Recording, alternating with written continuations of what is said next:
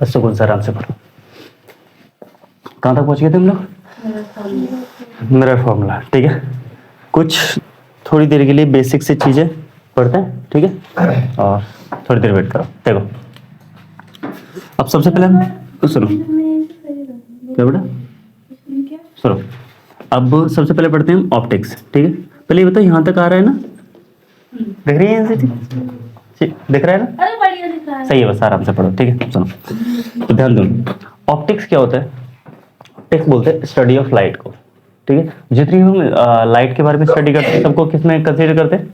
Optics में। ठीक है, तो मैं लिख दूंगा यहाँ पर, छोटी छोटी चीजें लिखता जाऊंगा तो वो चीजें हम नोट करते जाना। ठीक है, वैसे मैं बता दूं कि स्टडी ऑफ लाइट को आप ऑप्टिक्स कहते हैं। ठीक है, अच्छा ऑप्टिक्स को दो टाइप में बांट दिया जाता है। ठीक, जनरली दो टाइप में बांटा जाता है, रे ऑप्टिक्स और वेव ऑप्टिक्स। ठीक है, जो अभी हम इस वाले लेक्चर में पढ़ेंगे यानी इस वाले चैप्टर में पढ़ेंगे वो आपका रे ऑप्टिक्स होगा। इससे बाद वाला जो चैप्टर होगा वो वेव ऑप्टिक्स होगा। ठीक है, तो रे ऑप्टिक्स और वेव ऑप्टिक्स ध्यान से देखो पहले। तो बोलेंगे study of light is called optics. ठीक है, इसके हमने दो पार्ट किए हैं, एक है रे ऑप्टिक्स, दूसरा वेव ऑप्टिक्स। ठीक है, रे ऑप्टिक्स शायद ये चैप्टर नंबर कौन सा है? आई थिंक चैप्टर 9 है। 9 है सर। 9 है। ठीक है, चैप्टर 9 में ये पढ़ेंगे और चैप्टर 10 ये वाला। ठीक है, चलो समझते हैं। सर हम अभी तक चैप्टर नहीं पढ़ते थे। बेसिक चीजें, अच्छा बेसिक था अब सिर्फ पीछे वाली चीजें। ठीक है, अब चलो अब स्टार्ट करेंगे। चलो तो इसके बाद अब हम लाइट के बारे में पढ़ते हैं, समझते हैं थोड़ा क्या है। ठीक है, लाइट, अब से पहले जो हम जितनी भी पढ़ाई करते आए हैं 10th क्लास में या उससे पहले, तो लाइट की हम डेफिनेशन कुछ ऐसे देते आए हैं कि जो चीज़ हमको देखने में हेल्प करती है किसी चीज़ को, यानी लाइट किसी चीज़ पे पड़ती है एंड देन रिफ्लेक्ट होती है और हमारी आंखों में आती है। ठीक है, तो उससे कोई चीज़ें हमें विजिबल होती हैं। अब से पहले ऐसी डेफिनेशन पढ़ते थे, अब थोड़ा हम 12th क्लास के स्टैंडर्ड से पढ़ते हैं। ठीक है, देखो बेटा ये रे ना बहुत टाइप की रे होती हैं, है ना, बहुत टाइप की रे होती है, लेकिन उनमें सारी रे हमको दिखती नहीं है। जैसे एक्स रेज होती हैं, एक्स रे सुना है, एक्स रे करवाने जाते हो ना, वो भी एक टाइप की रे होती है, लेकिन वो हमें दिखती नहीं है। गामा रे नहीं दिखती है, ठीक, अल्फा रेज नहीं दिखती हैं। तो जो रे हमको नहीं दिखती हैं उसको हम लाइट नहीं बोलते। लाइट किसको बोलते हैं? Visible region. तो हमारी जितनी भी रेज होती है ना, जितनी भी रे होती है, ध्यान सुनो, रे होती है, हम इसको कई सारे पार्ट्स होते हैं। ठीक है, उसमें से एक पार्ट आता है जो हमें विजिबल हो पाता है, एक पार्ट आता है जो हमें विजिबल हो पाता है। ठीक है, इसको बोलते हैं विजिबल रीजन।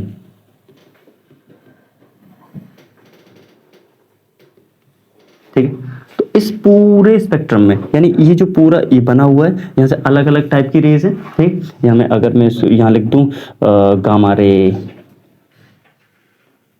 गामा रेज, ठीक है, यहाँ लिख दूं एक्स रेज, ठीक है, और भी बहुत टाइप की रेज है, माइक्रोवेव। ठीक है, ये सारी की सारी रेज, उनमें एक रीजन आता है विजिबल रेज। ठीक है, जो हमें दिखती है, ये नहीं दिखती है हमें आंखों से, ये भी हमें आंखों से नहीं दिखती है, ये हमें आंखों से नहीं दिखती है। इस पूरे चीज को बोलते हैं इलेक्ट्रोमैग्नेटिक वेव्स। इलेक्ट्रोमैग्नेटिक वेव्स में एक विजिबल रीजन जो हमें दिखाई पड़ता है उसको हम लाइट बोलते हैं। लाइट की डेफिनेशन अभी हमने चेंज करी है। अब से पहले हम नॉर्मल तरीके से बोलते थे, तब हमें इतनी सारी जानकारी नहीं थी, लेकिन अभी कि सर इलेक्ट्रोमैग्नेटिक वेव्स में बहुत सारी रेज होती हैं, बहुत सारी रेज होती हैं, एक्स रे, गामा रे वगैरह। ठीक है, उनमें से सिर्फ वो वाली रे जो हमको विजिबल हो पाती हैं, जो हमें आंखों से दिख पाती हैं, उन्हें हम क्या बोलते हैं? लाइट। ठीक है, तो अच्छा वो कौन कौन सी चीजें दिख पाती हैं उसका नाम पूरा विविग्योर, आई थिंक 10th क्लास में आपने पढ़ा होगा, कलर का कॉम्बिनेशन जो स्पेक्ट्रम बनता है विविग्योर। ठीक है, सिर्फ इतने पार्ट को हम क्या बोलते हैं? लाइट। ठीक है, तो अगर हम छोटी सी एक डेफिनेशन बनाएंगे तो लिखेंगे a part of electromagnetic waves that can visible by our eyes, हमारी आंखों से जो दिख पाए। ठीक है, the part of electromagnetic waves which is visible by human eye. Human eye या फिर eyes, our eyes, that is light, that is light. इतना क्लियर है, ये बना लेना इस टाइप का, ठीक है।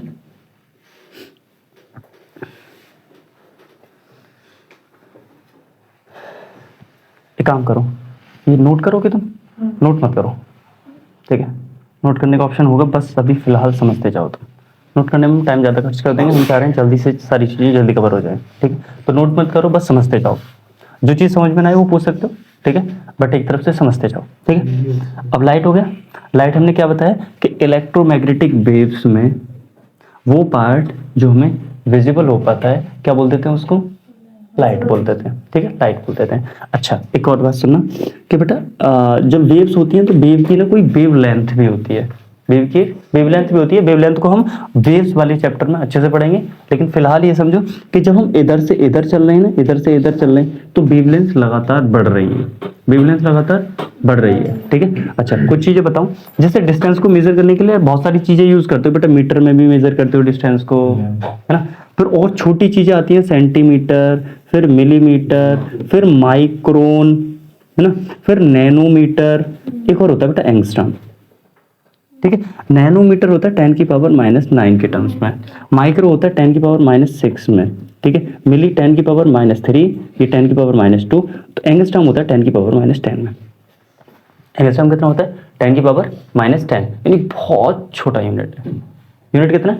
बहुत छोटा, ठीक है। तो अगर मैं इन वेव्स की रेंज बताऊं कि सर किस वेव से कितनी रेंज से कितने रेंज तक होता है जो विजिबल दिखता है, ठीक है, तो ये यहां से अप्रॉक्स बोलेंगे, अप्रॉक्स 3600 एंगस्ट्रॉम से 7600 एंगस्ट्रॉम तक।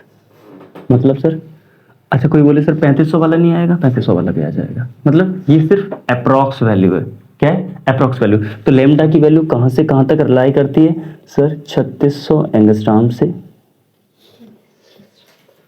7600 एंगस्ट्रॉम। ये बात क्लियर? लेमडा क्या है यहाँ पर? वेवलेंथ। तो क्वेश्चन पूछेगा, बताओ विजिबल लाइट के लिए वेवलेंथ का जो रेंज होता है वो कहां से कहां तक होता है? 3600 से 7600 एंगस्ट्रॉम। याद रहेगा, 3600 से 7600। अच्छा 3500 से 7600 आ जाए तभी भी इस, ठीक है। अगर इससे थोड़ा बहुत आगे पीछे होता है तो आपको कंफ्यूज नहीं होना है कि नहीं सर 3600 बढ़ा था हमने तो 3500 आ गया या 3700 आ गया, है ना। अप्रॉक्स है, थोड़ा बहुत आगे पीछे हो जाएगा, बहुत बड़ा डिफरेंस नहीं आएगा, है ना।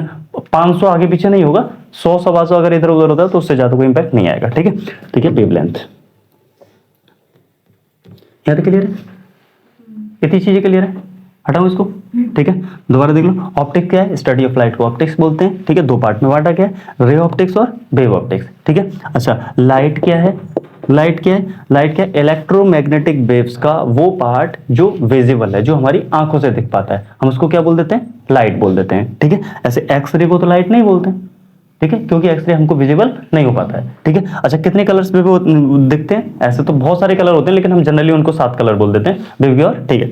अच्छा, जो विजिबल रीजन होता है उसकी जो वेवलेंथ होती है वो कहां से कहां तक होती है? 3600 एंगस्ट्रॉम से 7600 एंगस्ट्रॉम। क्लियर है? ठीक है, चलो हटाते हैं इसको।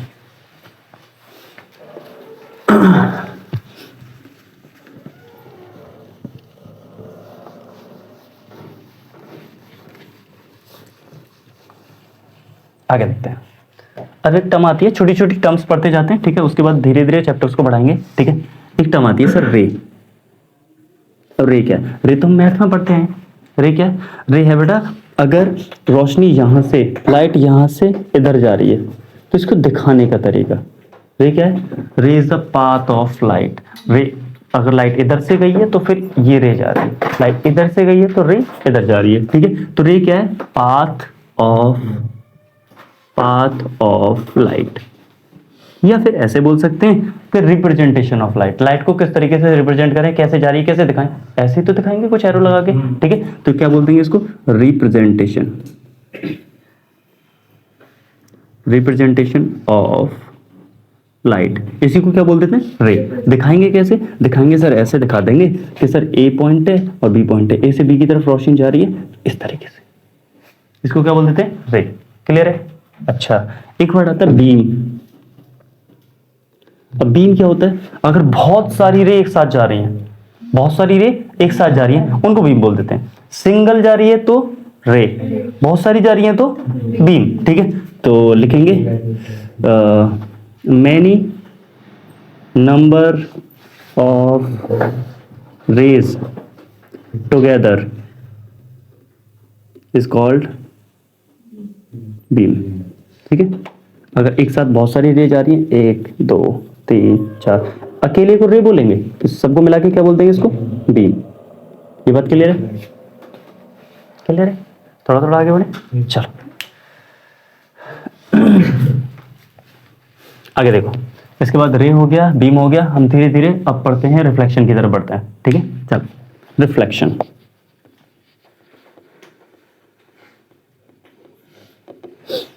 जो चीज समझ में ना आए पूछते रहना आराम से। ठीक, चलो। तो रिफ्लेक्शन क्या है? रिफ्लेक्शन है अगर कोई रे किसी सरफेस से टकराए उसी मीडियम में वापस आ जाए। अगर कोई रे किसी सरफेस से टकराए उस सेम मीडियम में वापस आ जाए, क्या बोलते हैं इसको? रिफ्लेक्शन। ठीक है, चलो तो लिखेंगे इफ एनी रे strike at any surface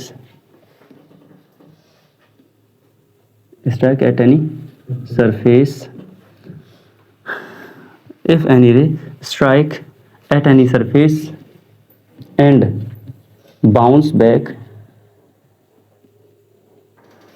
in the same medium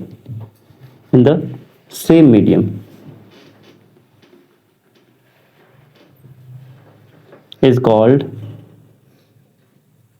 reflection. क्या बोलते हैं इसको? रिफ्लेक्शन। ठीक है, डाउट है? ठीक है, इसको क्या बोलते हैं? रिफ्लेक्शन। जैसे कि अब मैं बता दूं, कुछ चीजें ही समझते रहना। ये मैंने एक सरफेस बनाया, ठीक है, एक तरफ मैंने पॉलिश कर दी है तो इसको हम पॉलिश्ड सरफेस बोलते हैं। ठीक है, पॉलिश्ड सरफेस। ये वाला जो सरफेस है जिधर पॉलिश नहीं की है इसको बोलते हैं रिफ्लेक्टिंग सरफेस। क्या बोलते हैं? Reflecting surface. Reflecting surface. ठीक है, इतनी बात क्लियर है? ठीक है, तो एक साइड में जब हम कोई कांच की सीट लेते हैं और उसके एक साइड में पॉलिश कर देते हैं और दूसरी साइड को रिफ्लेक्शन के लिए छोड़ देते हैं, तो ध्यान रखना कभी भी हम इधर से रे नहीं लेकर आएंगे, क्योंकि इधर से रिफ्लेक्शन जनरेट नहीं होता है। रिफ्लेक्शन किधर से जनरेट होता है? रिफ्लेक्टेड सरफेस से। ठीक है, रिफ्लेक्टेड सरफेस से। तो अगर इधर रे आएगी तो टकरा के इधर जाएगी। अभी देखते हैं कैसे जाएगी। ठीक है, फिलहाल ये बात समझ में आई कि जब हम किसी सरफेस के एक साइड पे पॉलिश कर देते हैं तो उसको बोलते हैं पॉलिश्ड सरफेस। अच्छा, जिस साइड पे पॉलिश नहीं हुई है उसको क्या बोलते हैं? Reflecting surface. बात क्लियर है? ठीक है, चलो आगे बढ़ते हैं। इसको थोड़ा छोटा लिखना पड़ेगा यार, इतना बड़ा बोर्ड है फिर भी जल्दी बढ़ जाता है ना। और बड़ा लिखूं? अच्छा ठीक है, अभी क्लियर है यहाँ तक? ठीक है, चलो। तो ये हो गया रिफ्लेक्शन। अच्छा, रिफ्लेक्शन जब हो गया तो रिफ्लेक्शन के कुछ नियम भी हैं, नियम कानून कायदे। चलो देखो देखो, तो मैं एक बार समझ ला। देखो यहाँ समझो, जैसे मैंने एक ये सरफेस बनाया, ठीक है, इधर मैंने एक साइड में पॉलिश कर दी तो नीचे वाला सरफेस कैसा हो गया? Polished surface. ठीक, मैंने एक रे डाली, जो रे डाली जाती है, अब छोटी छोटी चीजों के डेफिनेशन नहीं लिखाएंगे, पूछेगा इंसिडेंट रे क्या होती है, रिफ्लेक्टेड रे क्या, अब इनकी थोड़ी ना। ठीक है, बाकी मैं बताते रहूं, ध्यान सुनो। ये एक रे डाली, जो रे सरफेस पर आकर टकरा रही है इसको बोलते हैं इंसिडेंट रे। Incident ray. ठीक है, अच्छा, जब भी रिफ्लेक्शन की बात हो, जिस भी सरफेस से आकर टकराए वहां आपको हमेशा एक नॉर्मल बनाना है, हमेशा एक नॉर्मल बनाना है। तो मैं कुछ नॉर्मल्स बना के दिखा दे रहा हूं आपको, गौर से देखना। अगर ये सरफेस ऐसा है तो नॉर्मल इस सरफेस के हमेशा परपेंडिकुलर बनता है। नॉर्मल हमेशा सरफेस के परपेंडिकुलर बनेगा। तो जहां भी मान लेते यहाँ पर रे कर रही है तो यहाँ नॉर्मल बनाना ना, तो ऐसे बनेगा, ऐसे। अगर सरफेस ऐसा है और रे यहाँ पर आके टकरा रही है तो नॉर्मल कुछ ऐसा बनेगा, इस सरफेस की परपेंडिकुलर, इस सरफेस की परपेंडिकुलर। अगर सरफेस थोड़ा और ऐसा हो जाता है ना, तो फिर परपेंडिकुलर कुछ ऐसा बनेगा। ये बात क्लियर है? अच्छा, ये तो प्लेन सरफेस की बात होगी। अगर स्फेरिकल सरफेस हुए, स्फेरिकल सरफेस जैसे कि आगे और आएंगे, मान लेते हैं ये कांच का गोला है और कांच के गोले पर इधर आके कोई टकरा रही है, ठीक है, रे, और इधर पॉलिश हो रही है, तो इसका इसका नॉर्मल कैसे बनेगा, कैसे रिफ्लेक्शन होगा? तो रिफ्लेक्शन ऐसे होगा बेटा, यहाँ जो सेंटर होता है, सेंटर से इसका नॉर्मल खींचा जाता है, याद रखना। तो जब भी हमारे स्फेरिकल पार्ट होंगे, हम उनके लिए नॉर्मल कहाँ से खींचेंगे? सेंटर से, सेंटर से, ठीक है। तो इसका जो नॉर्मल खींचेगा कुछ ऐसे खींचेगा, ठीक है। अभी फिलहाल नॉर्मल की बात समझते हैं, बाकी सारी चीजें समझते जाएंगे। तो अगर स्फेरिकल जैसे इतना बड़ा पार्ट है, इतना बड़ा पार्ट है, इधर पॉलिश हो रखी है, तो अगर रे ऐसे आके टकराई तो नहीं, नॉर्मल कैसे डालेंगे? तो सर कहीं तो इसका सेंटर होगा, कहीं तो इसका सी होगा, सेंटर होगा, ठीक है। उस सेंटर से बिल्कुल एकदम स्ट्रेट लाइन है इस तरीके से, क्या डलेगा इसका? नॉर्मल। बात क्लियर है? तो नॉर्मल, और बताते जाएंगे सारी चीजें, एक बार समझते जाओ, ठीक। तो फिलहाल अगर आपके प्लेन सरफेस है तो नॉर्मल परपेंडिकुलर पड़ेगा, लेकिन अगर स्फेरिकल सरफेस है तो उनके सेंटर को मिलाएंगे, ठीक है। जैसे देखो मेरा प्लेन सरफेस था तो मैं यहां से एक नॉर्मल डालूंगा परपेंडिकुलर इसके, क्लियर है नॉर्मल, ठीक है। अच्छा, तो ये रे आएगी, टकराएगी और ऐसे निकल जाएगी। जो जाने वाली रे है उसको बोलते हैं reflected ray, reflected, reflected ray. बात क्लियर है? इंसिडेंट रे नॉर्मल के साथ, याद रखना, नॉर्मल के साथ, इंसिडेंट रे नॉर्मल के साथ एक एंगल बनाती है जिसको आई से रिप्रेजेंट करते हैं, इसको बोलते हैं इंसिडेंट एंगल, इंसिडेंट एंगल। अच्छा, नॉर्मल के साथ जाने वाली रे, नॉर्मल के साथ जाने वाली जो रिफ्लेक्टेड रे है वो एक एंगल बनाती है आर, इसको क्या बोलते हैं? Reflected angle. यहां तो कोई दिक्कत नहीं है। तो रूल्स ये बनते हैं, या लॉज लिख लेते हैं कुछ, लॉज ऑफ रिफ्लेक्शन, बेटा याद करके जाना साथ के साथ, गालियां पड़ेंगे लोग देखो लॉज ऑफ रिफ्लेक्शन ठुकवा देंगे इनको, ठीक है। तो laws of reflection, laws of reflection में बेटा बहुत सिंपल से दो लॉ हैं, ठीक है, समझे। पहला नियम ये है कि बेटा जितना एंगल आई है, ये फिर पहले यही समझ लेते हैं कि तीनों लाइन है, ये वाली इंसिडेंट रे और नॉर्मल और रिफ्लेक्टेड रे, तीनों एक ही प्लेन में लाई कर रहे हैं। गौर से सुनना, प्लेन कहां होगा, अब तक तुमने प्लेन नहीं समझा, वो प्लेन क्या है बताते हैं। पहले फिलहाल ये समझो कि इंसिडेंट रे और नॉर्मल और रिफ्लेक्टेड रे तीनों एक ही पॉइंट पे मिल रहे हैं। पॉइंट पे मिलना और प्लेन में मिलने में फर्क है, बताते हैं अभी, पहले समझो। तो अभी पहला लॉ लिखेंगे हम कि सर इंसिडेंट रे, नॉर्मल और रिफ्लेक्टेड रे तीनों एक ही प्लेन में लाई करते हैं। प्लेन में दिखाऊंगा अभी, पहले समझो फिलहाल। तो लिखेंगे कि sir incident ray, I think देखो जिस टाइम मैं लिख रहा हूँ उस टाइम तुम लिख सकते हो, है ना। तो जब हाथों से लिखते हैं ना तो चीजें ज्यादा अच्छे से समझ में आ जाती हैं, ठीक है। छूट जा रहा है तो वो तो नोट्स मिल जाएंगे, कुछ ना कुछ मिल जाएगा जहां से पूरा कर लोगे, लेकिन फिर भी लिखते जाओ। चलो देखो, इंसिडेंट रे, दूसरा normal and reflected ray, reflected ray lies in the same plane, in the same plane, clear. पहला लॉ है कि इंसिडेंट रे, नॉर्मल और रिफ्लेक्टेड रे तीनों एक ही प्लेन में लाई करेंगे, ठीक है। दूसरा सही नहीं दिख रहा, चलो हाँ कोई बात नहीं, ठीक है। सुनो, हाँ दूसरा लॉ क्या है? दूसरा लॉ है कि बेटा ये वाला जो एंगल है ये हमेशा, और याद रखना जब भी रिफ्लेक्शन होगा ये दो लॉ हमेशा फॉलो होंगे, हमेशा फॉलो होंगे। और मैं बीच बीच में जब भी रिफ्लेक्शन करा कर आगे दिखाऊंगा, चाहे वो स्फेरिकल सरफेस पे दिखाऊं, मैं तुम्हें करा कर आगे दिखाऊंगा कि वो लॉ फॉलो हो रहे हैं या नहीं, ठीक है। तो पहली चीज, तीनों जो पॉइंट, तीनों जो प्लेन है, तीनों जो चीजें वो एक ही प्लेन में लाई करेंगे, ठीक है, चाहे इंसिडेंट रे, नॉर्मल और रिफ्लेक्टेड रे, ठीक है। दूसरा है कि ये जो एंगल है, एंगल आई और एंगल आर दोनों हमेशा बराबर होंगे, इंसिडेंट एंगल और रिफ्लेक्टेड एंगल बराबर होंगे, ठीक है। तो दूसरा लिख देंगे angle i equal angle r होगा। दो लॉ हैं, बहुत बेसिक से हैं, ठीक है। आगे बढ़े, चलो लॉ ऑफ रिफ्लेक्शन बढ़ जाएंगे, चलो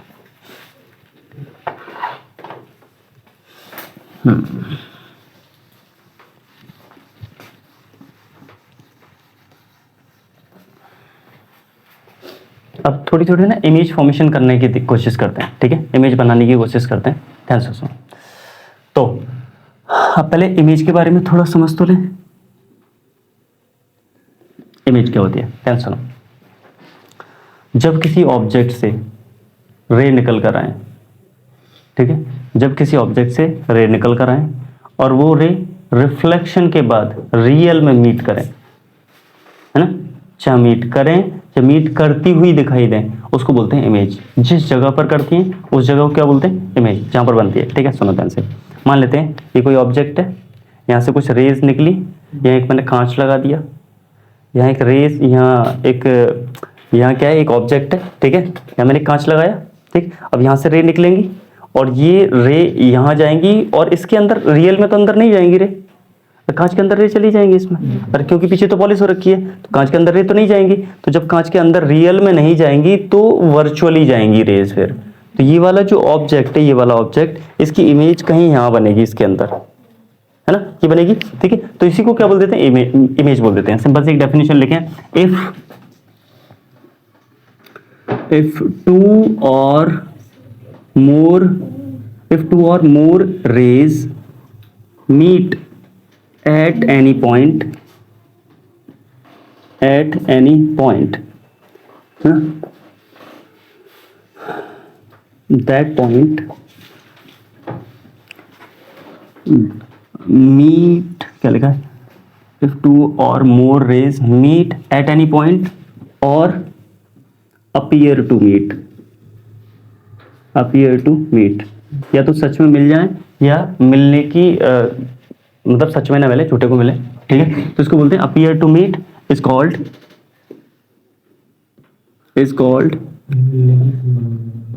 इमेज, ठीक है। बनाने की कोशिश करते हैं, रुक जाओ पहले, ठीक। देखो जैसे मैंने एक बनाया, ये मैंने बनाया एक ग्लास बनाया, एक साइड में मैंने पॉलिश कर दिए। अब दो तीन तुम बनाओगे, ठीक है, अच्छे से समझना। एक साइड में मैंने पॉलिश कर दिए, ये कौन सा, रिफ्लेक्टिंग सरफेस है, ठीक है, रिफ्लेक्टिंग सरफेस है। अब समझना बेटा, मैंने यहाँ पर एक ऑब्जेक्ट रखा, ऑब्जेक्ट पॉइंट साइज है, कैसा है, पॉइंट साइज, छोटा सा ऑब्जेक्ट बनाया, कांच के सामने रखा है। तो इससे मैं कहीं से दो रे लेकर जाऊंगा, देखो पहली रे लेकर गया ऐसे, अभी पार तो नहीं जाएगी। अब जब ऐसे गई तो टकरा कैसे जाएगी, जाएगी ना, बिल्कुल टकरा के इस तरीके से जाएगी, ऐसे। लेकिन हमेशा जाने से पहले जब भी आप रे बनाओगे तो जिस जगह पर टकराई आप पहले क्या डालोगे, वहां पर एक नॉर्मल, पहले डालोगे वहां पर एक नॉर्मल, ठीक है। सुनो, तो ये नॉर्मल पड़ गया, जितना एंगल यहां पर बना है उतनी ही एंगल से इस रे को इधर निकाल दोगे। दोनों लॉ फॉलो हुए, ठीक। इसी ऑब्जेक्ट से एक रे इधर ले आओ, यहां पर एक नॉर्मल डालो, जो एंगल इधर बनाया है उतने ही एंगल से इधर निकाल दो उसको। अंदर तो नहीं जाएगी ना, साफ बात है, ठीक है, नहीं जाएगी। अब क्या ये रियल में रे मिलेंगी कहीं, नहीं मिलेंगी। तो हम वर्चुअली ऐसे, ये रे ऐसी लग रही होगी कहीं पीछे से ऐसे इधर से आ रही है, ये रे ऐसे लग रही होगी कहीं पीछे से इधर से आ रही है। तो ये वाला ये वाला ना पॉइंट है, ये मीट कर रहा है दोनों रे। अच्छा, रियल में मीट कर रहे हैं क्या, नहीं, वर्चुअली मीट कर रहे हैं, ठीक है। तो जब ये मीट कर रहे हैं तो ये वाला जो ऑब्जेक्ट है एस सोर्स, ये एस डेट, या फिर मैं बोल दूं ऑब्जेक्ट की क्या बन जाएगी, यहाँ पर एक इमेज बन जाएगी, ठीक है। अच्छा, इमेज बनने के लिए कुछ खास चीजें याद रखनी है आपको। अगर प्लेन मिरर है तो हमेशा इमेज जितनी डिस्टेंस पर ऑब्जेक्ट से यहाँ रखा है उतनी डिस्टेंस पर इमेज बनती है। अगर ऑब्जेक्ट 10 सेंटीमीटर की दूरी पर रखा हुआ है तो इमेज भी 10 सेंटीमीटर अंदर बनेगी उसके, बना पाएंगे, ठीक है। मैं एक और बना के देखो, एक और देखो। मान लेते हैं ये मैंने पहला बनाया, दूसरा ये मैंने ग्लास लिया, ग्लास मैंने कुछ ऐसा लिया है इस टाइप से, ठीक है। चीजों को समझो। मान लेते हैं मैंने यहाँ एक ऑब्जेक्ट रखा, ठीक है। तो अभी बताया था सर ऑब्जेक्ट इधर है तो इमेज कुछ यहाँ बन जाएगी, बनेगी नहीं। देखो जरा, यहाँ पर ऑब्जेक्ट है, ऑब्जेक्ट से दो रे लेकर जाएंगे, एक रे इधर गई, यहाँ एक नॉर्मल डालेंगे, जितने एंगल से गई ऐसे बाहर निकल जाएगी, ठीक है, ये आने वाली रे, जाने वाली रे। मैं एक रे इधर लाया, ठीक है, अब यहाँ नॉर्मल बनाएंगे, जितने एंगल से आई उतने एंगल से वापस निकल जाएगी।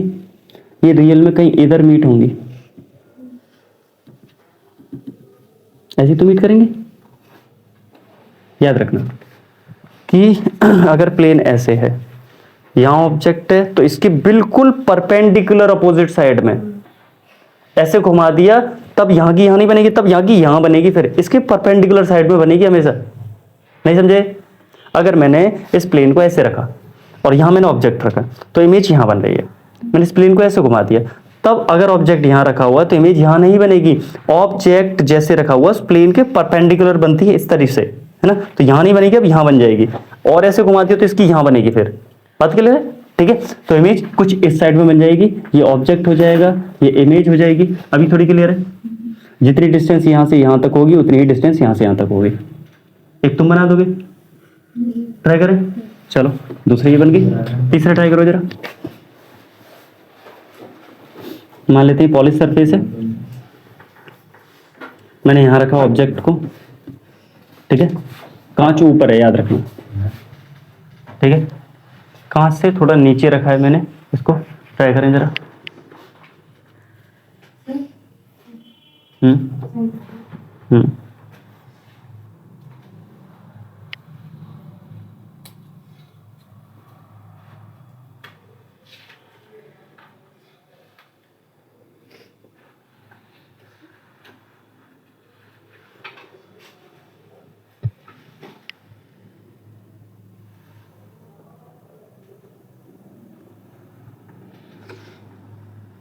वही बनेगी। चलो ऐसे नहीं बनेगी, देखो जरा। अब एक काम करो, रेज के यहाँ से सीधी जा सकते हैं, जा तो सकते हैं, बट रिफ्लेक्शन तो होगा ही नहीं, रिफ्लेक्शन तो होगा ही नहीं। तो फिर इसको यहाँ से इस तरीके से ऐसे ऐसे ऐसे लेकर जाओ, यहाँ एक रे ऐसे लेकर जाओ, टकराएगी, यहाँ एक नॉर्मल बनाएंगे, इस रास्ते से वापस चली जाएगी। सही है? एक और रे लेकर जाओ, सर वहाँ तो नहीं, यहाँ बीच में जा नहीं सकती, तो यहाँ लेकर जाओ। सही है? एक और रे लेकर गए, अब ये यहाँ नॉर्मल बनाएंगे और ये कुछ कुछ कुछ कुछ जितने एंगल से आइए उतने एंगल से ऐसे निकल जाएगी, निकलेगी। इन दोनों रेज को रियल में पीछे की तरफ मिलाओगे, दिख रहा, उधर आ जाओ।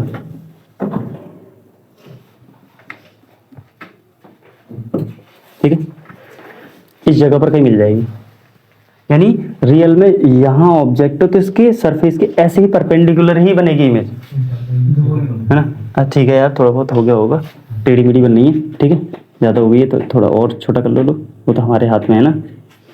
ये इमेज हो गया, ये ऑब्जेक्ट हो गया, बात क्लियर है? ठीक है, चलो। ये था पॉइंट साइज ऑब्जेक्ट के लिए, पॉइंट साइज्ड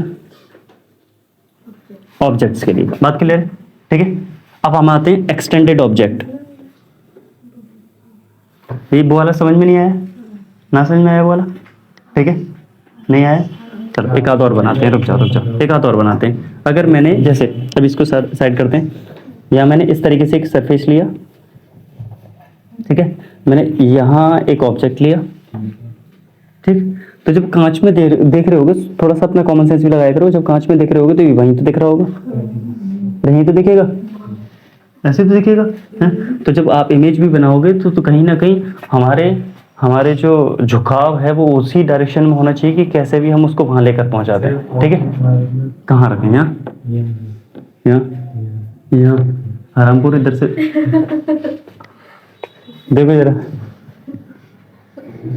उधर पॉलिश्ड है, रिफ्लेक्टिंग सरफेस नहीं है, तो उधर से इमेज नहीं बनेगी। ध्यान सुनो, ठीक, तो आप यहाँ से रे लेकर आओ, ऐसे एक रे लेकर आए, ठीक है, एक रे है, तो यहाँ नॉर्मल डालोगे, ये इस वाले एंगल से वापस चली जाएगी। ठीक है, एक और रे डालो कहीं पर, डाल दे, यहाँ एक नॉर्मल बनाओगे, ये भी वापस चली जाएगी जितने एंगल से आइए। इन दोनों रेज को पीछे की तरफ पुश करोगे ऐसे ऐसे, ठीक है। अगर ये स्केल वगैरह से करोगे ना तो चीजें एग्जैक्ट आएंगी बिल्कुल, ठीक है। इसको पीछे की तरफ करोगे यहाँ से, हाँ। अब देखो क्यों, क्योंकि मुझे पता है कि इमेज यही बनेगी। अगर ये पैरेलल होगी तो कौन सी वाली पैरेलल होगी? पैरेलल नहीं होगी, कभी नहीं होगी, क्योंकि एक ही पॉइंट से अगर पैरेलल हो सकती थी, अगर दो पॉइंटों से बिल्कुल पैरेलल ले आती तो पैरेलल हो जाती, लेकिन एक ही पॉइंट से आ रही है तो फैल के आ रही है, तो कहीं ना कहीं मिलेगी जरूर।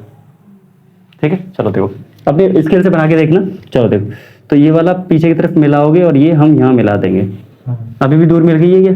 नो। ऐसा समझ लो यार बस। ये ऑब्जेक्ट है और ये उसकी इमेज। ठीक है, अभी भी समझ में नहीं आया? आ गया? चलो अब हम थोड़ा एक्सटेंडेड इमेजेस के लिए करते हैं।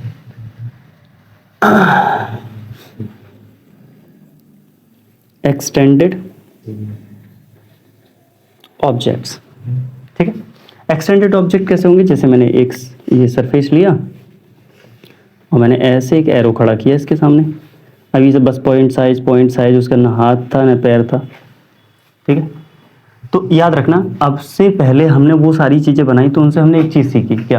कि बेटा जितनी डिस्टेंस पर कोई ऑब्जेक्ट रखा होता है उतनी डिस्टेंस पर क्या बनता है? उसका इमेज बनता है। बात कर ले रहे हैं? हाँ हाँ, उसके अपोजिट साइड में। ठीक है, चलो तो मैं क्या करूँगा, मैं अब ज़्यादा दिमाग नहीं लगाने वाला हूँ। मैं एक काम करने वाला हूँ कि भैया जितनी डिस्टेंस पर यहाँ से ये ऊपर वाला टॉप रखा है इतनी डिस्टेंस पर इसका टॉप इधर बना दूंगा। जितनी डिस्टेंस पर ये वाला पॉइंट है यहाँ से उतनी डिस्टेंस पर मैं यहाँ पर ये पॉइंट बना दूंगा और मैं इस एरो को यहाँ मिला दूंगा। बात क्लियर है? हाँ ठीक है, तो इसकी इमेज कुछ यहाँ बन जाएगी। लेकिन जो रे डायग्राम बनाओगे, रे डायग्राम कैसे बनाओगे? ठीक है, ये रे यहाँ से ऐसे जाएगी, ऐसे जाएगी, यहाँ एक नॉर्मल बनाओगे। ठीक है, और इस रे को ऐसे निकाल दोगे।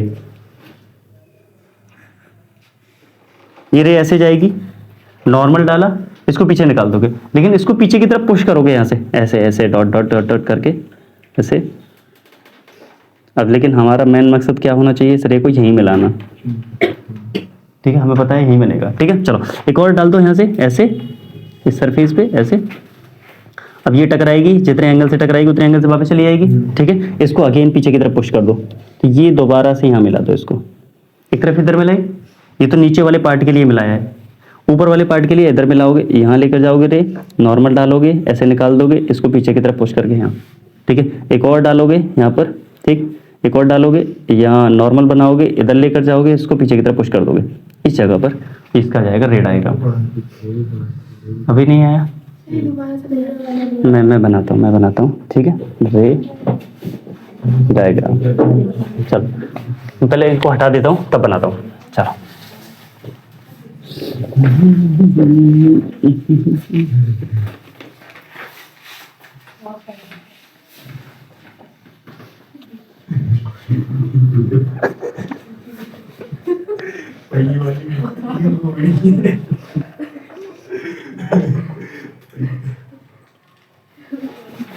चलो देखो, अरे कोई दिक्कत नहीं है, सुनो ये चुचुर मत करो यार तुम लोग।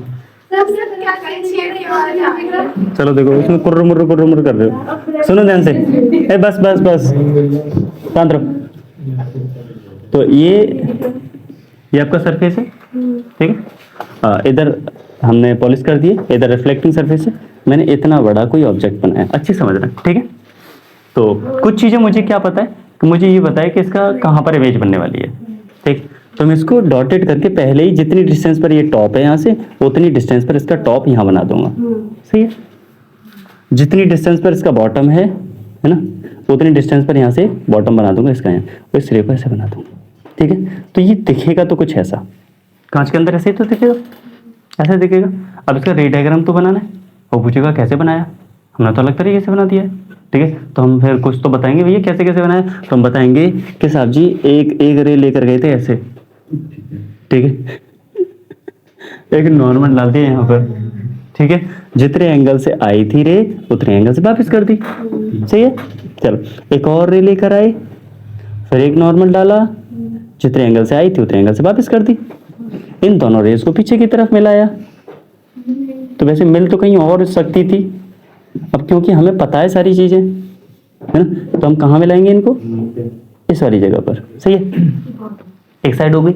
ऐसे ऊपर वाली साइड को मिलाओगे बेटा, यहाँ से एक रे लेकर जाओगे, जितने एंगल से आई है उतने एंगल से वापस चली जाएगी। ऐसे एक और रे लेकर आओगे, जितने एंगल से आई है नॉर्मल के साथ उतने एंगल से वापस चली जाएगी। इन दोनों को पीछे की तरफ मिलाओगी, थोड़ी टेढ़ी बन गई है। नहीं वैसे टेढ़ी नहीं पता थी, लेकिन उसके हिसाब से टेढ़ी बन गई है, यहाँ आनी चाहिए। ठीक है, ऐसे ही ये वाली लाइन भी यहाँ आनी चाहिए। बात क्लियर है? अभी भी नहीं है रे डायग्राम? ठीक है, बना सकते हैं। ठीक, एक और देखते हैं, चलो आराम से देखो।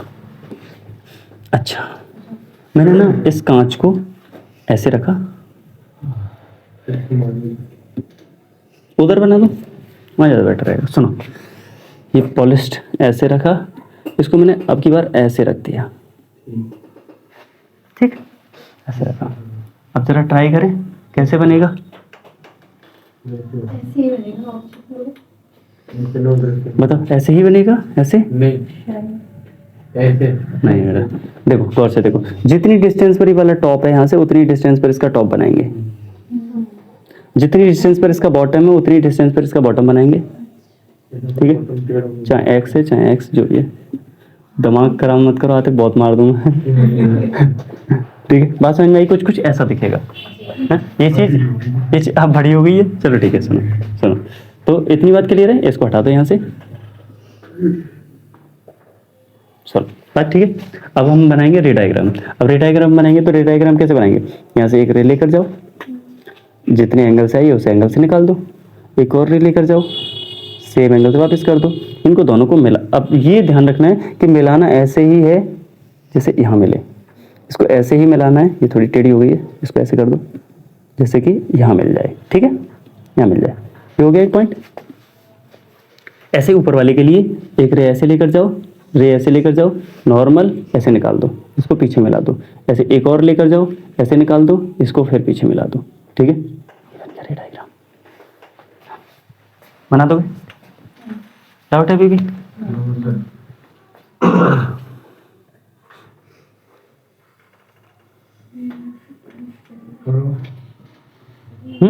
आगे बढ़े, चलो।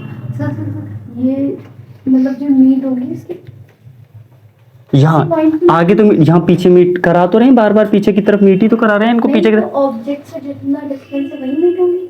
हाँ, जितनी डिस्टेंस पर है उतनी डिस्टेंस पर मीट होंगे। ठीक है, चलो इसके बाद हम बढ़ते हैं थोड़ा सा स्फेरिकल मिरर्स की तरफ। ठीक है, ओके सर, स्फेरिकल मिरर्स की तरफ। ओके।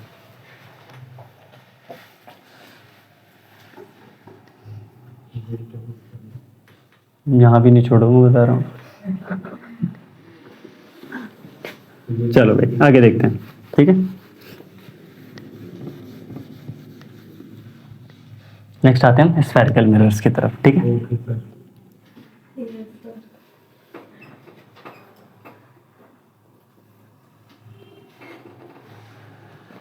Spherical mirrors. अब स्फेरिकल मिरर्स में अब ऐसा समझो, सबसे पहले आप ये एक कांच का गोला और एक और कांच का गोला, ये बड़ा बन गया यार। ठीक है, छोटे छोटे बना लें। सुनो ध्यान से। हाँ भाई, ये होलो स्फेयर्स हैं। कैसे? होलो स्फेयर्स हैं,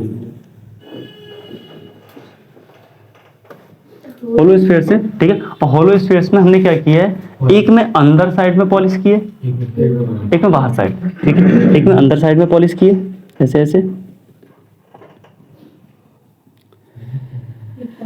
एक में बाहर साइड पॉलिश कर दिए। ठीक है बेटा, अब बाहर साइड पॉलिश करने के बाद अच्छा कुछ चीज आपको पता होनी चाहिए इसकी, क्या कि इसका सेंटर यहाँ होता है, इसका सेंटर यहाँ होता है। ठीक है सर, पॉलिश नहीं दिख रही है? पॉलिश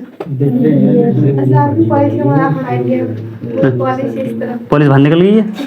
चलो ठीक है, सुनो सुनो, तो ये क्या होता है इसका सेंटर, ये इसका भी क्या है यहाँ पर सेंटर। ठीक है, सेंटर सी लिखा दूं। चलो सुनो, अब मैं क्या कर रहा हूँ, मैंने इसको यहाँ से काटा और इसको यहाँ से काटा। इनको काट के जब मैं बाहर निकाल के रहूंगा तो कैसा दिखेगा, सोच के देखो। वो होता है कैसे की, वो तवा की तरह, तवा तवा तवा तवा देखा, तवा तवा नहीं है, रोटी नहीं खाई है तुम्हारी सीधी बन जाती है।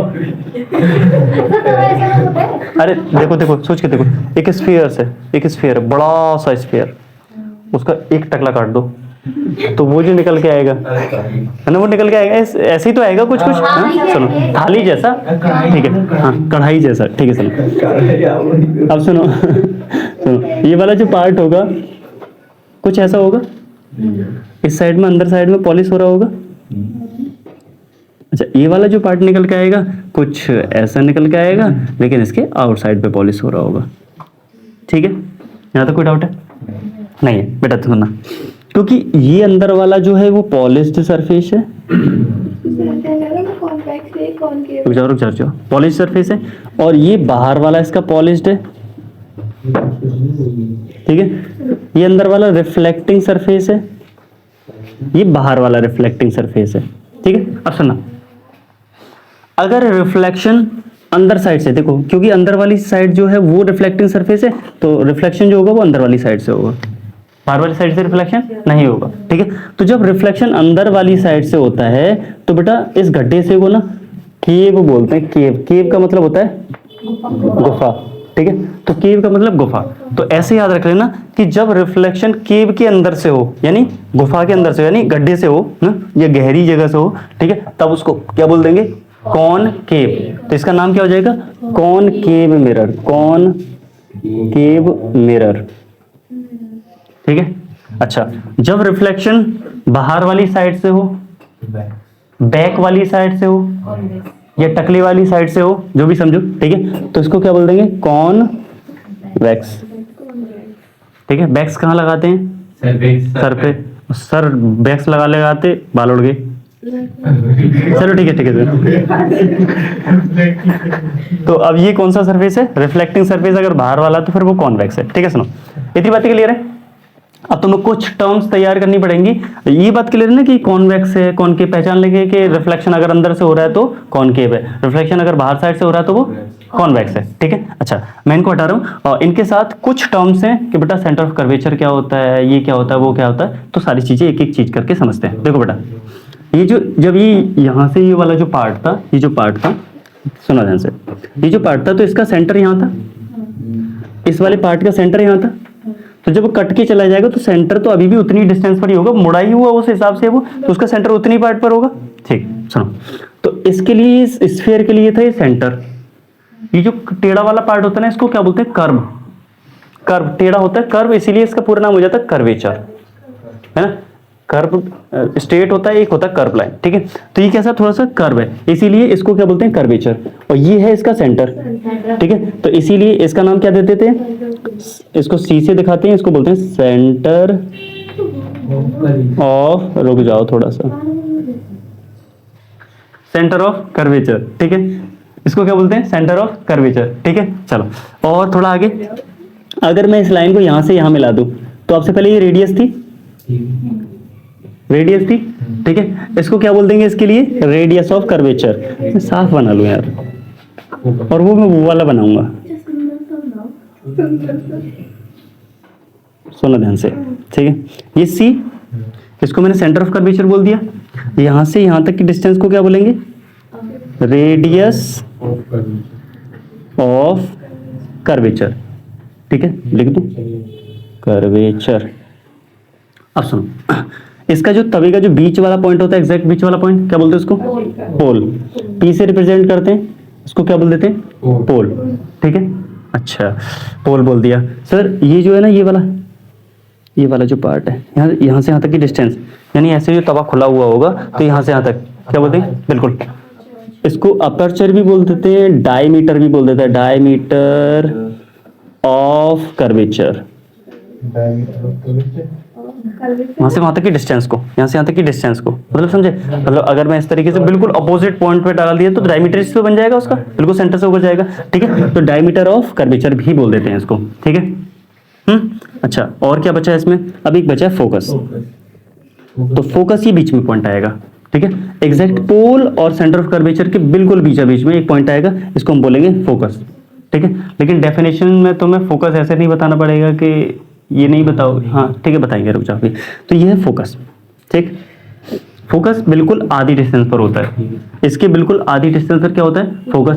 तो एक रिलेशन होता है कि सर F इक्वल R/2, इसका आपको डेरिवेशन करना पड़ेगा, आपको प्रूफ करके दिखाना पड़ेगा कि F जो होता है वो रेडियस का आधा होता है, रेडियस ऑफ कर्वेचर का आधा होता है। इसका डेरिवेशन करेंगे, लेकिन फिलहाल ये छोटी छोटी चीजें समझो। ये क्लियर है, सेंटर ऑफ कर्वेचर क्या है, सेंटर ऑफ कर्वेचर ये है कि सर स्फीयर जो कर्वेचर, ये जो कर्व है, ये जो मिरर है, जिस स्फीयर का पार्ट था उसका सेंटर इसका सेंटर ऑफ कर्वेचर है, ठीक है। अच्छा, ये पूछेगा कि सर रेडियस ऑफ कर्वेचर क्या है, सेंटर ऑफ कर्वेचर और पोल से बीच की डिस्टेंस को क्या बोल देंगे? Radius of curvature. अच्छा, अगर पूछेगा पोल क्या है तो इस कर्वेचर के बिल्कुल मिड पॉइंट को क्या बोल देंगे? पोल। एक क्वेश्चन और पूछता है, ये क्या है? Principal axis. तो प्रिंसिपल एक्सिस बोलेंगे कि सर सेंटर ऑफ कर्वेचर और पोल को मिलाने वाली लाइन को, the line joining the point centre of curvature and pole is called principal axis. ठीक है, तो आई थिंक सारी टर्म्स क्लियर है इसमें। ठीक है, फोकल लेंथ, पोल से फोकस तक की डिस्टेंस को फोकल लेंथ बोलते हैं। ठीक है, पोल से फोकस तक की डिस्टेंस को क्या बोलते हैं? Focal length. ठीक है, और आज तुम आराम से पेशेंस बना के बैठो, हम रिफ्लेक्शन खत्म करके भेजेंगे तुम्हारा। ठीक है, चलो हटाएं इसको, इसको हटाएं, चलो।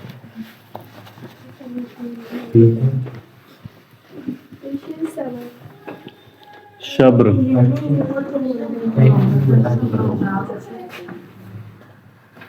चलो जल्दी से फिर सारी की सारी चीज, एक एक चीज बताओ। हाँ जी, सेंटर ऑफ कर्वेचर क्या होता है? सेंटर ऑफ कर्वेचर अगर डेफिनेशन पूछ ले तो सेंटर ऑफ कर्वेचर क्या है? सेंटर ऑफ कर्वेचर बताओ जरा, सेंटर ऑफ कर्वेचर। जिस सर्किल का ये पार्ट था उसका सेंटर को ही सेंटर। बताओ, ये तो सेंटर ऑफ कर्वेचर है। ये कहां से बना था? किसी सर्कल, ये स्फीयर का पार्ट था, है ना? ठीक है, लिखेंगे सेंटर ऑफ, लिखेंगे centre of that sphere from which this mirror is cut out उस स्फीयर का सेंटर जिससे इसको निकाला गया है उसी को क्या बोल देंगे? Centre of curvature is called centre of curvature. Centre of curvature clear है। दूसरा, pole is the mid point of the pole is the mid point of any mirror. ठीक है, pole is the mid point of any spherical mirror. Spherical mirror, किसी भी spherical mirror का जो बीच वाला point है उसको क्या बोल देते हैं? पोल। ठीक है, अच्छा एक आएगा रेडियस ऑफ कर्वेचर, ये तुम्हें बोर्ड में लिखने होंगे, याद रखना। ठीक है, तो radius of curvature, radius of curvature क्या होता है? कहां से कहां तक की डिस्टेंस को? सेंटर ऑफ कर्वेचर से पोल तक की डिस्टेंस को क्या बोलते हैं? Radius of curvature. यहां से यहां तक की डिस्टेंस को रेडियस ऑफ कर्वेचर बोलते हैं। तो लिख देंगे the distance between the distance between center of curvature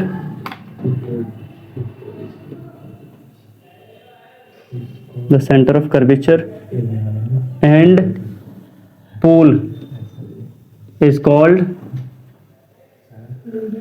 radius of curvature। radius of curvature, radius of curvature को ना कैपिटल आर से रिप्रेजेंट करते हैं। ठीक है, इट इज डिनोटेड या रिप्रेजेंटेड बाय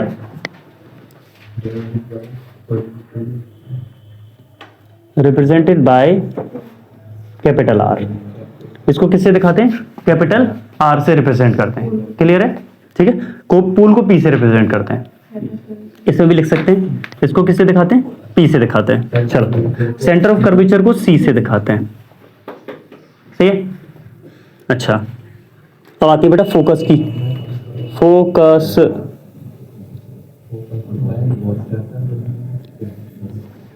अब फोकस की डेफिनेशन तुम अलग तरीके से दोगे। ऐसे नहीं बोलोगे कि सर पोल और सेंटर ऑफ कर्वेचर के बीच वाले पॉइंट को क्या बोलेंगे? फोकस। नहीं।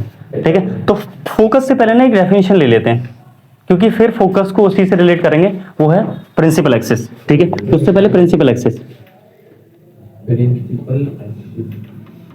प्रिंसिपल एक्सिस क्या होगी? प्रिंसिपल एक्सिस क्या होगी? A line joining the point centre of curvature to pole. एक ऐसी लाइन जो सेंटर ऑफ कर्वेचर और पोल को मिला, क्या बोलेंगे उसको? Principal axis. ठीक है, a line joining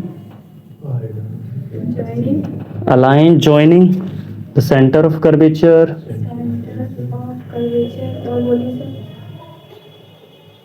the center of curvature and pole is called principal axis। Principal axis. ठीक है, अब आते हैं फोकस पर। ठीक है, फोकस क्या है, अब लिखते हैं फोकस को। अब फोकस की डेफिनेशन बनाने के लिए गौर से देखो, ऐसे बनाएंगे सर, ये मिरर है, ऐसे बोलेंगे अगर कोई रे प्रिंसिपल एक्सिस के पैरेलल आ रही है, रिफ्लेक्शन के बाद वो प्रिंसिपल एक्सिस को जिस पॉइंट पर काटती है उसको फोकस बोलते हैं। सही है ना? और हमेशा वो कहाँ काटती है? फोकस पर ही काटती है। तो लॉ में है ना, आगे लॉ पढ़ेंगे। ठीक है, हाँ, तो हम क्या बोलेंगे, अगर कोई रे प्रिंसिपल एक्सिस के पैरेलल आ रही है, रिफ्लेक्शन के बाद वो प्रिंसिपल एक्सिस को जिस पॉइंट पर कट करेगी, that point is called focus. सही है, इसीलिए याद है, इसीलिए हमने प्रिंसिपल एक्सिस पहले क्यों पढ़ा है? क्योंकि वो बताती तो किस पे काटेगी, हमें प्रिंसिपल एक्सिस ही नहीं बताता। अब प्रिंसिपल एक्सिस पता है? ठीक है, अब बता देंगे। ठीक है, तो लिखो a line parallel to principal axis to principal axis after reflection this ray after reflection this ray meet at a point on principal axis, that point is known as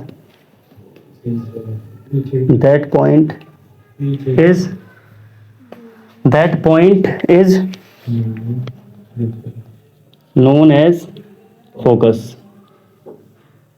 ठीक है, that point is known as focus. Clear है? Focus की definition याद रहेगी। ठीक है, focus की definition ऐसे नहीं पता होगी कि बीच वाले पॉइंट को फोकस बोलते हैं। ठीक है, चलो एक डेफिनेशन और लिखनी है तुमको, और वो डेफिनेशन मैक्सिमम टाइम आ जाती है, वो है फोकल प्लेन।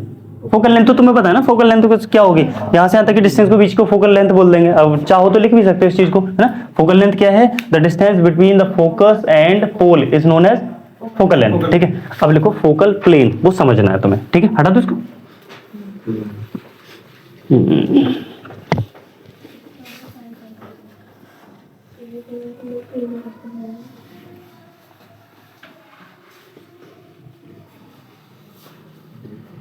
हाँ भाई सुनो, फोकल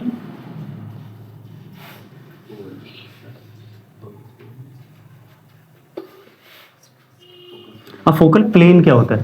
ठीक है, सुनना बेटा, जैसे ये समझो, पहले ये कॉनकेव है, ये मैंने प्रिंसिपल एक्सिस, ये पोल, ये एफ और ये सी डाला। ठीक, मैं कहीं से दो पैरेलल रे लेकर आया, दो पैरेलल रे। आपने एक पॉइंट सुना है कि पैरेलल रे हमेशा फोकस पर मिलती हैं, है ना।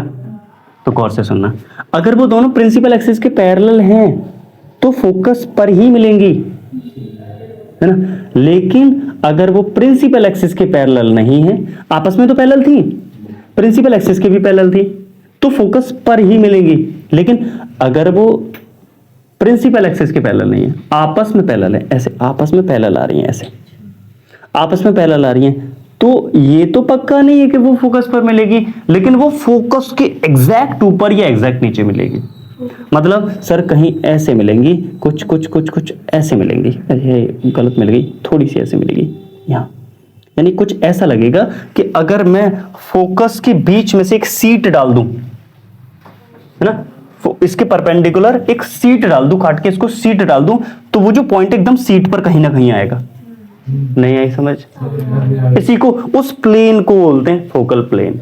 है ना, उस प्लेन में ही कहीं ना कहीं मिले। अगर दो रे पैरेलल आ रही हैं तो हमेशा या तो यहाँ यहाँ यहाँ यहाँ यहाँ, लेकिन उसी सीट में ही कहीं बनाएगा, उसी को क्या बोलते हैं, फोकल प्लेन। क्लियर है? नहीं समझ आया फोकल प्लेन क्या है? ठीक है, चलो तो लिख लेते हैं। चलो,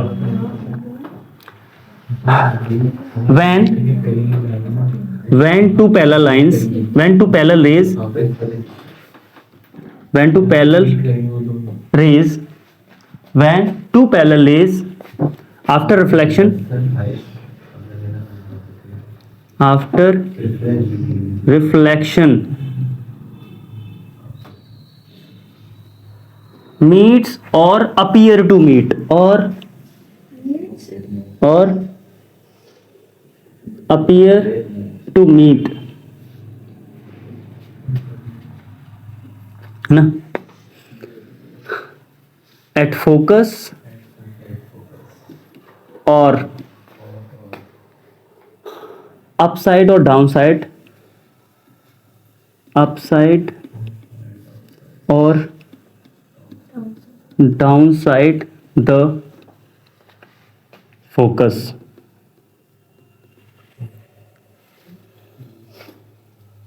is known as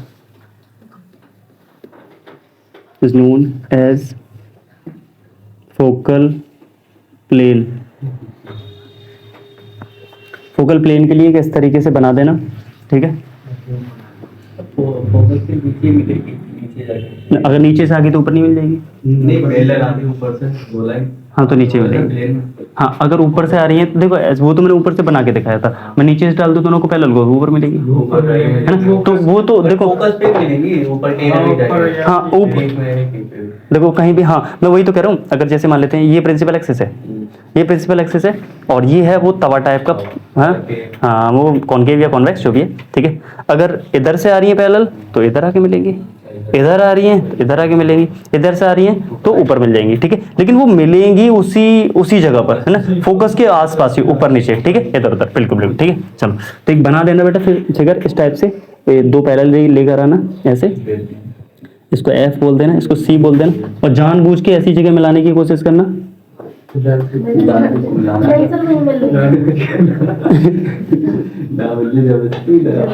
हाँ जबरदस्ती मिलाना है, ठीक है। चलो हाँ ठीक है, ये और इस टाइप से एक सीट बना देना यहाँ पर, हल्की सी, ठीक है। फोकस प्लेन, ये क्या है, फोकल प्लेन, हल्की तरह ठीक है। चलो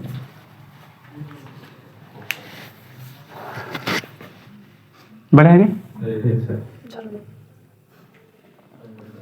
अब हम डिसाइड करने जा रहे हैं कि वो जो पॉइंट था ना, क्या कि वो आधा होता है, नहीं फोकल लेंथ, हाँ रेडियस ऑफ कर्वेचर की आधी होती है, focal length radius of curvature की आधी होती है, वो डेरिवेशन है, ठीक है, पेपर में आएगा। तो अब लिखते हैं डेरिवेशन, हटा दो इसको, ठीक। चलो क्या बेटा, सीधे डेरिवेशन पे आते हैं।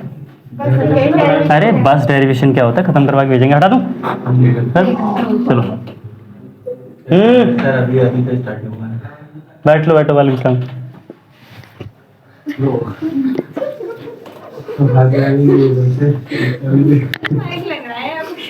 चलो ठीक है हमें बिल्कुल नेचुरल ही रहना पड़ेगा इसके लिए। चलो ठीक है, हाँ चलो सुनो, हाँ सुनो, बेचारे नॉन मुस्लिम बच्चे हैं वो तेरी, तो मुसलमान है। चलो ठीक है सुनो, अब बस सुनो तो हाँ लिखेंगे डेरिवेशन, और पहला डेरिवेशन है हमारा, ठीक है।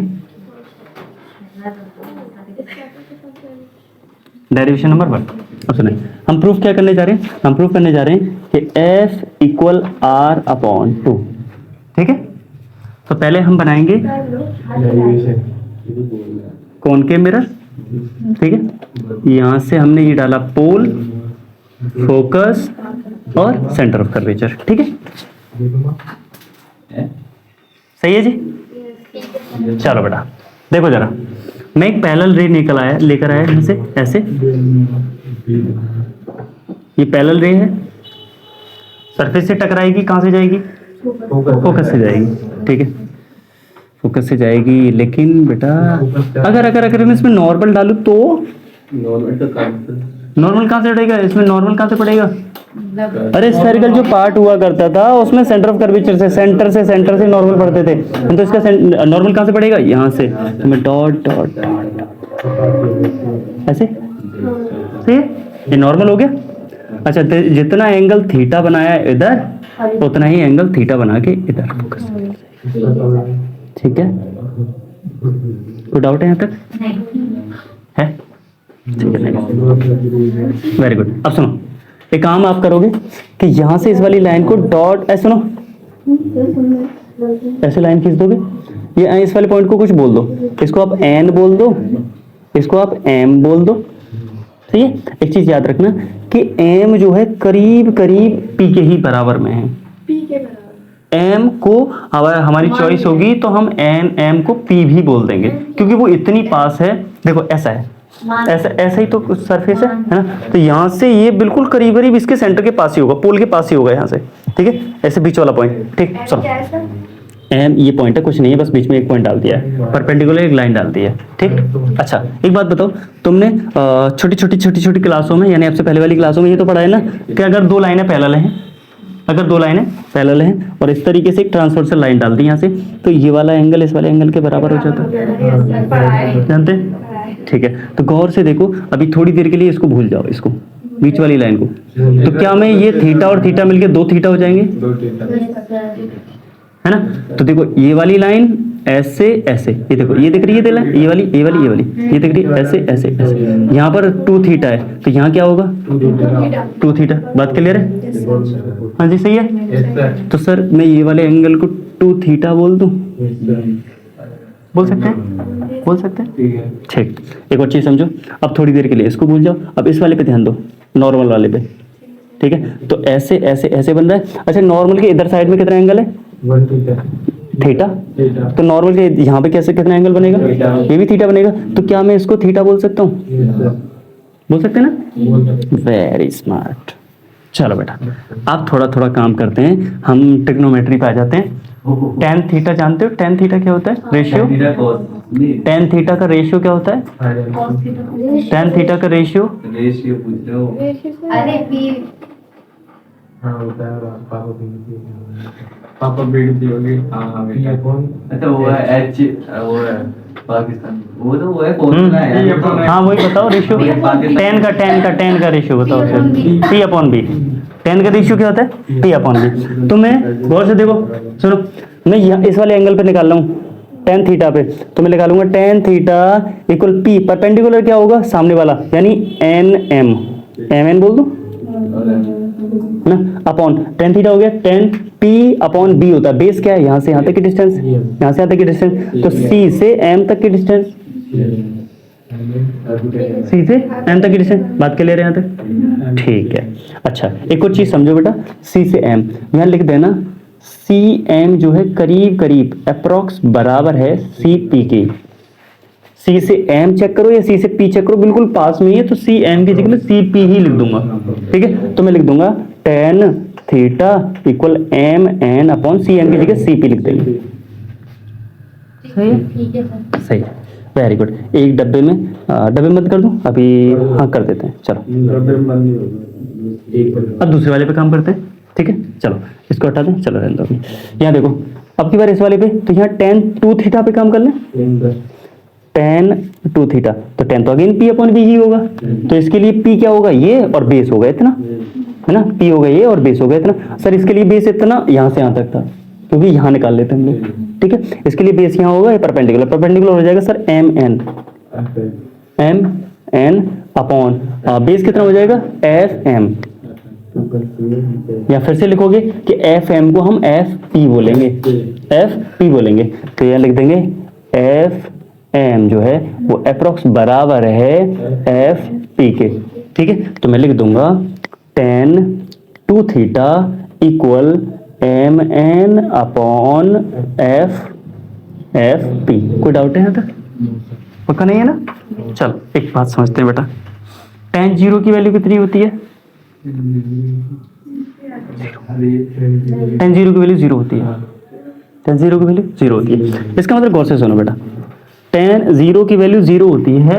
मतलब यह है कि जब बहुत छोटे छोटे एंगल हों, बहुत छोटे छोटे एंगल कब बनते हैं सर, अगर एक लाइन ऐसे है, अभी एक और चीज समझाएंगे, ठीक है, एक लाइन ऐसे और एक और लाइन बिल्कुल पास से आ रही है।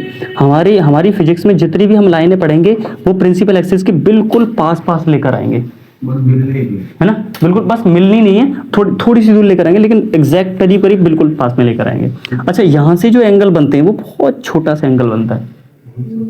अब ये तुम आगे तक के लिए याद रखना, हमें आगे भी जरूरत पड़ेगी। जब बहुत छोटा एंगल हो, है ना, नहीं, जब बहुत छोटा एंगल हो तो tan थीटा सिर्फ थीटा के बराबर हो जाता है और sin थीटा, tan और sin हो जाता है। tan थीटा सिर्फ थीटा के बराबर और sin थीटा सिर्फ थीटा के बराबर हो जाता है। क्या समझे? मतलब सर अगर मैंने बोला tan x तो मैं सिर्फ x लिख सकता हूँ उसको, बस समझ में आई? है ना, होता क्यों है, क्योंकि देखो sin 0 की वैल्यू कितनी होती है, क्या cos 0 की भी 0 होती है, cos को नहीं लिखते, sin tan 0 की 0 होती है। हाँ, बस थोड़ी थोड़ी बात समझ में आई, ठीक है, चलो सुनो। तो एक तो tan को अगर tan थीटा है तो सिर्फ थीटा लिख सकते हैं और sin थीटा है तो सिर्फ थीटा लिख सकते हैं, क्योंकि tan अभी आ रहा है तो tan मैं बता दे रहा हूँ, इसी के लिए मैं sin भी बता दे रहा हूँ, ठीक है। आगे sin आएगा तो वहां भी हम sin थीटा को सिर्फ थीटा लिख रहे होंगे, ठीक है। चल, तो अभी मैं फिलहाल इनको हटाऊं तो क्या, अगर मैं ये वाला बात बोलूं, इनको हटा देते हैं ऐसे, अगर मैं ये बोलूं कि सर ये जो tan थीटा है क्या सिर्फ थीटा बोल सकता हूं इसको, है ना, तो मैं इसको इक्वेशन 1 बोल दूं, इक्वेशन 2 बोल दूं, ठीक है। लिखेंगे for small angles tan theta जो होता है वो सिर्फ थीटा के बराबर हो जाता है, ठीक है।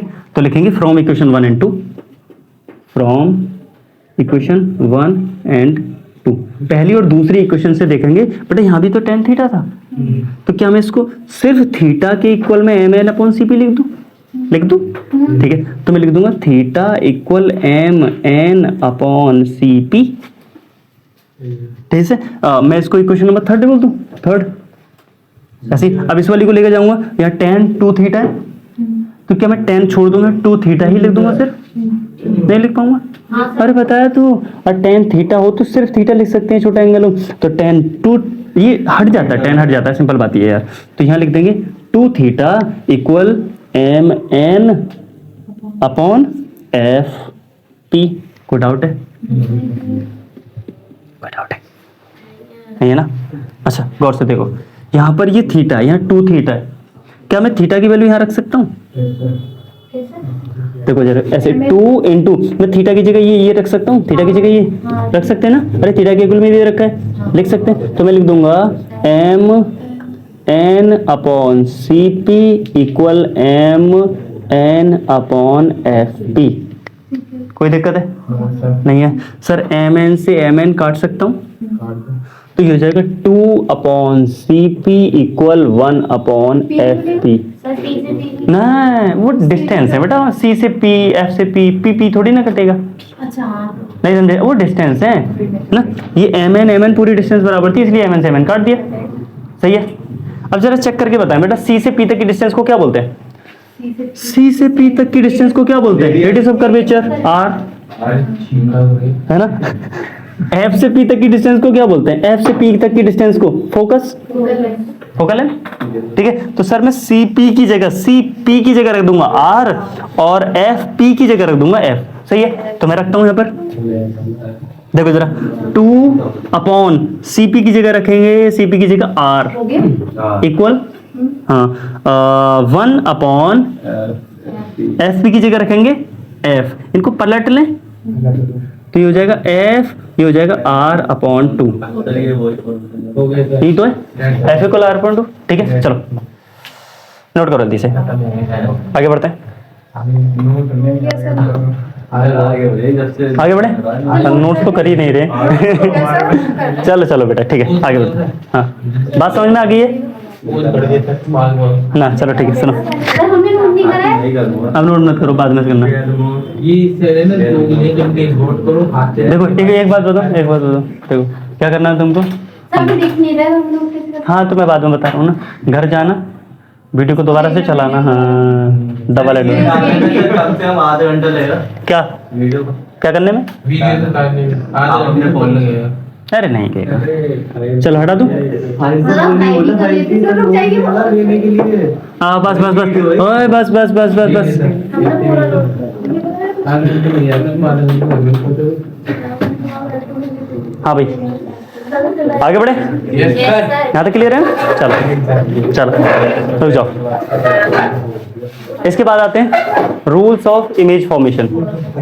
रूल्स ऑफ, लिखो रूल्स ऑफ इमेज फॉर्मेशन।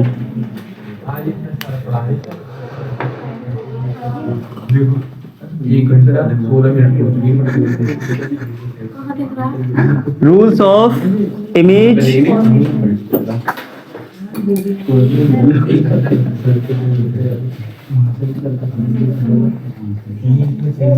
अच्छा लिंक भेजिए सर व्हाट्सएप में। क्या हुआ? हाँ हाँ कर देंगे।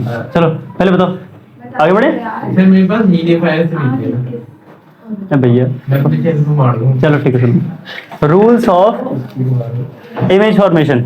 अब इमेज फॉर्मेशन के कुछ रूल्स हैं, है ना, बड़े सिंपल से हैं। आपने आपसे पहले पढ़े होंगे कि सर पैरेलल जाने वाली रे फोकस से जाएगी, फोकस से जाने वाली रे पैरेलल जाएगी। चलो ठीक है चलो कर लेते हैं। सुनो रूल नंबर 1, पहला रूल ये है कि अगर कोई मिरर है और इस मिरर पे ये पोल है, ये एफ है और ये सी है, और अगर कोई रेस के पैरेलल आती है ठीक है सर।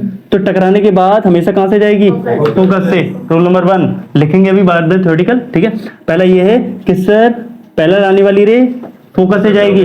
दूसरा रूल ये है, इसी का रिवर्स है सर वो तो क्या, हाँ हाँ हाँ, अगर कोई रे फोकस से जा रही है तो टकराने के बाद कहां से जाएगी? पैरेलल हो जाएगी, ठीक है। अगर कोई रे पैरेलल आ रही है तो टकराने के बाद फोकस से जाएगी, अगर कोई रे फोकस से आ रही है तो टकराने के बाद पैरेलल हो जाएगी। तीसरा ये है कि बेटा अगर कोई रे पोल से आ रही है ना, तो जितने एंगल से आती है सेम एंगल से वापस हो जाएगी, ठीक है। जिस एंगल से आ रही है उस एंगल से वापस हो जाएगी। अच्छा एक और लास्ट, सेंटर ऑफ कर्वेचर रह गया सर। पोल हो गया, एफ हो गया, सी रह गया। अगर कोई रे सी से आती है, अगर कोई रे सी से आती है, अगर कोई रे सेंटर ऑफ कर्वेचर से आती है तो जितने एंगल से जिस पाथ से आई उसी रास्ते से दोबारा वापस लौट जाएगी, ठीक है। इसी को आपको थोड़ा थोड़ा लैंग्वेज में लिख लेना है, ठीक है। चलो लिखते हैं। पहला क्या?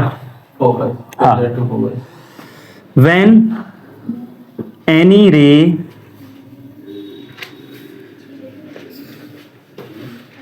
when any incident ray when any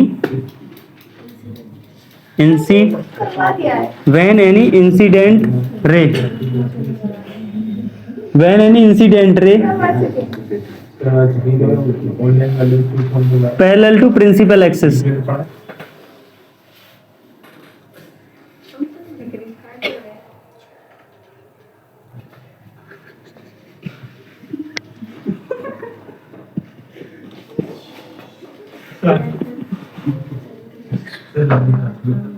हाँ, तो when any incident ray parallel to principal axis, अगर कोई रे प्रिंसिपल एक्सिस के पैरेलल आती है, ठीक है, तो आफ्टर रिफ्लेक्शन, तुम प्रैक्टिस ही कर लो बिना देखे लिखने का, मुझसे पहले लिख के दिखाओ। After reflection it passes from focus, ठीक है, पहला हो गया। दूसरा क्या है? अगर कोई इंसिडेंट रे कहां से आ रही है? फोकस से। इफ या व्हेन एनी इंसिडेंट रे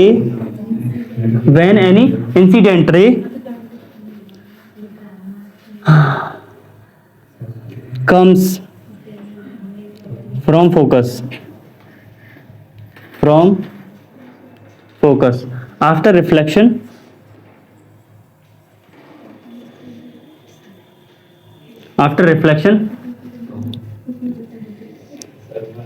it parallel to principal axis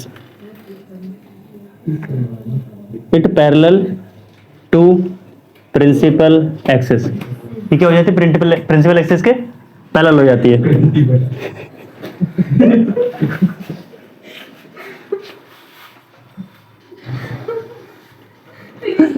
चलो तीसरा वाला क्या है? तीसरा है अगर कोई रे पोल पे आकर करती है ना, व्हेन एनी रे, एक बात तो है यार, ये जो लेक्चर रिकॉर्ड होंगे ना ऐसे रिकॉर्ड होंगे मस्ती मस्ती। यादगार व्हेन एनी रे, एक और चीज, जब तुम बड़े बड़े हो जाओगे तो देखा करोगे कि कैसे करते थे वो। चलो ठीक है। व्हेन एनी रे स्ट्राइक, व्हेन एनी रे स्ट्राइक एट पोल, अगर कोई रे कहाँ गिरती है?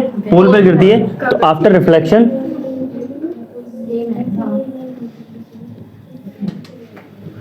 After reflection it bounce back,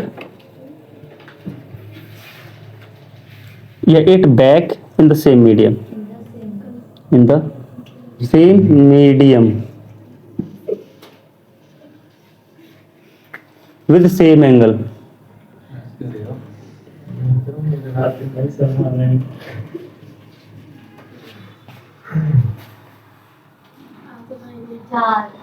चौथा